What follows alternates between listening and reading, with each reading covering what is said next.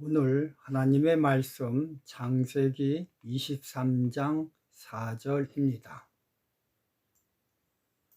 나는 당신들 중에 나그네요 우고한 자니.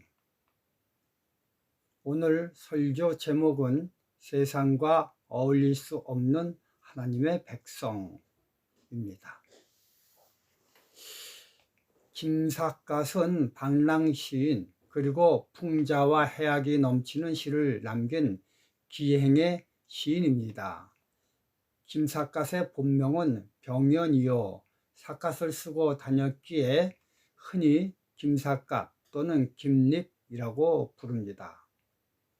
그런데 그가 사회와 단절한 이유가 자기가 그렇게 하고 싶어서 그런 것이 아니라 할아버지가 홍경래 난 때에 대처를 제대로 하지 못하므로 역적 집안이 되었기 때문입니다. 그래서 사회에 섞여 살고 싶어도 살 수 없었기 때문에 격가지로 돌았던 것입니다.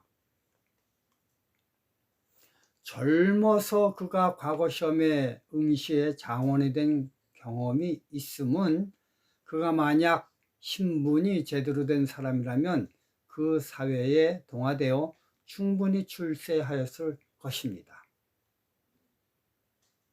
그러나 하나님의 백성은 근본적으로 이 죄악 세상과 동화될 수 없습니다. 아브라함이 자기를 가리켜 말하길 나는 당신들 중에 나그네요 우고한 자라고 표현한 것은 하나님의 계명에 순종하는 백성은 마귀 사단의 계명에 순종하는 사람들과 절대 융합될 수 없기에 이렇게 말한 것입니다.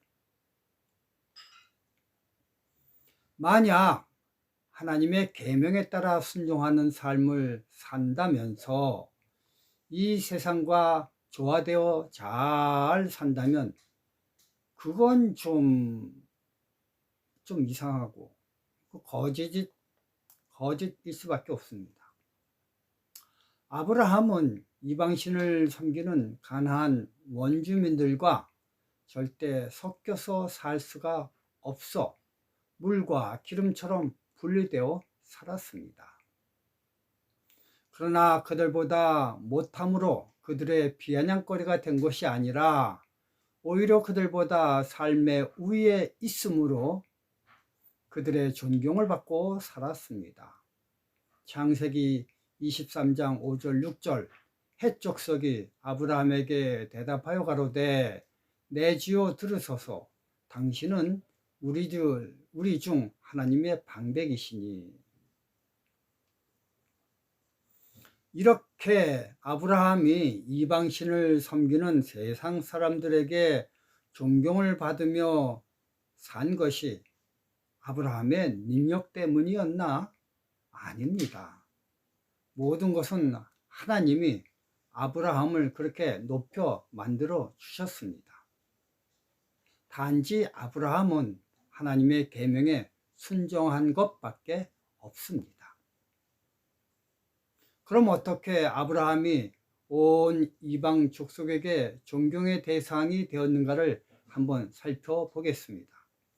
창세기 20장 1절 3절 아브라함이 거기서 남방으로 이사하여 가데스와 술 사이 그랄에 우거하며 그 아내 사라를 자기 누이라 하였으므로 그랄 왕 아비멜렉이 보내어 사라를 취하였더니 그 밤에 하나님이 아비멜렉에게 현몽하시고 그에게 이르시되 내가 취한 이 여인을 인하여 내가 죽으리니 그가 남의 아내임이니라.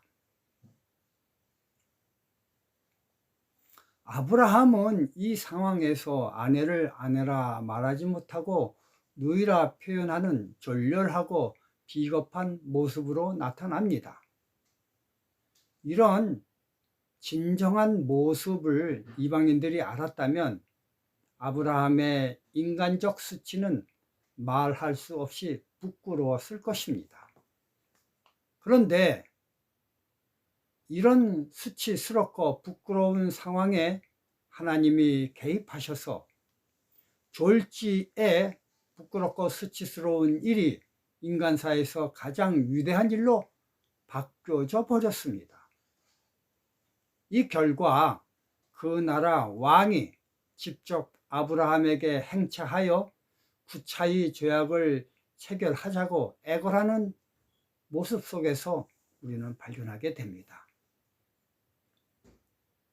창세기 21장 22절 23절 때에 아비멜렉과 그 군대 장관 비골이 아브라함에게 말하여 가로되 내가 무슨 일을 하든지 하나님이 너와 함께 계시도다. 그런즉 너는 나와 내 아들과 내 손자에게 거짓되이 행치 않기를 이제 여기서 하나님을 가리켜 내게 맹세하라. 내가 내게 후대한 대로 너도 나와 너의 머무는 이 땅에 행할 것이니라. 하나님은 아브라함의 위대한 일을 근거로 삼아 아브라함을 높일 것이 아닙니다. 아브라함의 졸렬함을 가지고 그를 높였습니다. 그것은 그가 높아지더라도 교만하지 않고 겸손한 품성을 갖길 원하셨기 때문입니다. 즉, 하나님은 인간은 높아지면 교만해진다는 죄의 습성을 꿰뚫고 알고 계셨기 때문에 아브라함의 성공의 자료를 해서 그를 높인 것이 아니라 아브라함의 실패의 자료로 그를 높여주신 것입니다. 아침의 아들 계명성은요, 하나님이 그를 그렇게 만들어 주셨기 때문에 모든 천사보다 높아졌지 자기의 능력으로 그가 그렇게 높여진 것이 절대 아닙니다. 그럼에도 불구하고 아침의 아들 계명성은 자기가 그렇게 높아졌다는 착각에 젖어 무뼈 위에 올라 누가 나보다 높은가 하며 비기려고 하였습니다. 하나님은 아브라함을 너무나 사랑하셔서 아브라함의 성공 사례를 재료로 그를 이방인들에게 높여준 것이 아니라 아브라함의 가장 수치스러운 모습을 재료로 삼아 그를 높여줌으로 그가 높아진 후에라도 절대 교만하지 못하도록 해 주셨습니다. 그럼 왜 이렇게 하나님은 아브라함을 축복하게 되었나? 그거는 창세기 20장 1절 아브라함이 거기서 남방으로 이사하여 가데스와 술 사이 그랄에 우거하였기 때문입니다. 아브라함은 새로운 족속인 헷 족속에게 전도하라는 하나님의 명령에 의해 가장 정들고 살기 좋은 에브라임 숲속을 떠나 어쩌다 가끔 운물이 있는 거친 지역으로 거처를 옮겼습니다. 사람은요, 나쁜 곳에서 좋은 곳으로 옮기길 원하지 좋은 곳에서 나쁜 곳으로 옮기는 것은 싫어합니다. 그러나 아브라함은 그렇지 않았습니다. 아브라함 당시 갈대아 우르는 최대의 도시였습니다. 그런데 하나님이 그런 곳을 떠나 살기에 매우 삭막한 가나안 땅으로 가라고 하였을 때 그는 갈 바를 알지 못하였음에도 불구하고 순종하여 그의 발을 옮겼습니다. 이와 마찬가지로 헤브론 숲속을 떠나 그랄로 가라고 하였을 때 낯설고 물설고 아는 사람 없는 삭막한 그것으로 가라고 하였을 때 그는 가는 것을 순종하였습니다. 이처럼 순종하는 아브라함에게 하나님은 말할 수 없는 축복을 주셨습니다. 이것은 아브라함에게만 적용되는 시스템이 아닙니다. 그는 믿음의 조상이라는 타이틀을 가지고 있습니다. 그렇기 때문에 누구든지 믿음으로 순종하면 아브라함과 똑같은 축복을 받는다는 의미입니다. 제가 고등학교 시절이었습니다. 저는 학교 선도 부장이었고 그 당시 교련 시간으로 군사훈련을 받는 학교 시절 대대장이었습니다. 평범한 학생들이 볼 때 엄청난 위치에 있었다는 것을 그 당시 학창 생활을 나와 공유했던 분들은 다 알 것입니다. 이렇게 되면 내 주변에 상당한 친구들이 몰려 있었을 것이라고 상상하는 것이 기본적 상식입니다. 그런데 저는 친구가 없었습니다. 친구라고 하면 학교 친구는 없고 오로지 교회 내 친구밖에 없었습니다.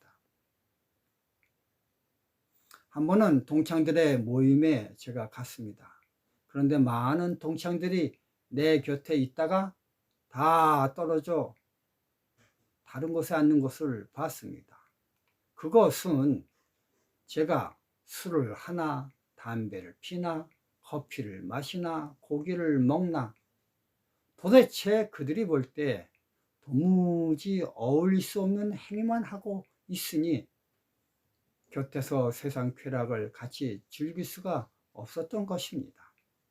그러니 자연스럽게 제 곁을 떠나 다른 곳으로 옮겼던 것입니다. 그래서 저는 초등학교, 중학교, 고등학교 동창이 없습니다. 모임이 없습니다.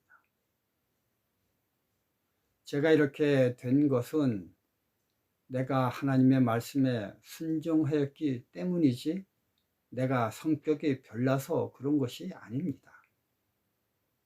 이처럼 하나님의 계명에 순종하는 삶을 살려고 결심한 사람들에게서는 세상 사람들이 붙어 있질 못합니다. 그것에 덧붙여 사는 지역도 계명에 순종하여 시골로 옮기니 더더욱 그렇게 되었습니다. 그러나 아브라함처럼 순종하면 그 다음 나를 높여주시는 분은 하나님 몫입니다. 내가 아닙니다.